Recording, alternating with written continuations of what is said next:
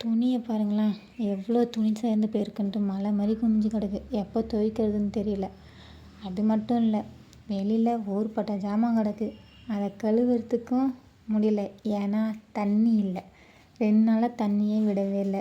தண்ணி இல்லாமல் எதுவுமே எந்த வேலையுமே நடக்கலை. அப்புறம் பக்கத்தில் தான் தண்ணி கொஞ்சம் கடன் வாங்கியிருந்தோம். அவங்ககிட்ட தண்ணி ஓசை போட்டு தண்ணி பிடிச்சிட்டு ஜாமான்லாம் எங்கள் மாமியார் கழுவினாங்க. அப்புறம் அப்பா லாஞ்சி பிறந்த மீன் எடுத்துன்னு கொடுத்துருந்தாங்க. அதுக்கு ரொம்ப ஐஸாக இருந்ததா, அது தண்ணியில் போட்டு ஊற வச்சு எங்கள் மாமியாருக்கு மீனை ஆய ஆரம்பிச்சிட்டாங்க. அதுக்கப்புறம் வெள்ளை நண்டு அப்பா பிடிச்சிட்டு இருந்தாங்க. எல்லாருக்கும் சளி பிடிச்சிட்டு இருக்கிறதுனால பூண்டு மிளகும் போட்டு நண்டு குழம்பு வச்சு சாப்பிட்லான்னு சொல்லிட்டு எங்கள் மாமியார் ஆஞ்சி கொடுத்தாங்க. நான் நண்டு குழம்பு வச்சிட்டேன். அப்புறம் நான் சாப்பாடு ரெடி பண்ணிவிட்டு மீன் வறுத்துட்டு நண்டு குழம்பு வச்சுட்டு வெள்ளை சாப்பாடு வடித்து வச்சிட்டோம். அப்புறம் மழைக்காலமா நல்லா சுட சுட சாப்பாடு சாப்பிட்டுட்டு, அப்புறம் கிளைமேட் செம்மையாக இருந்துச்சா, அதையும் கொஞ்சம் வீடியோலாம் எடுத்துகிட்டு எங்கள் சேனலை பிடிச்சிருந்தா சப்ஸ்கிரைப் பண்ணுங்கள், லைக் பண்ணுங்கள், ஷேர் பண்ணுங்கள், கமெண்ட் பண்ணுங்கள்.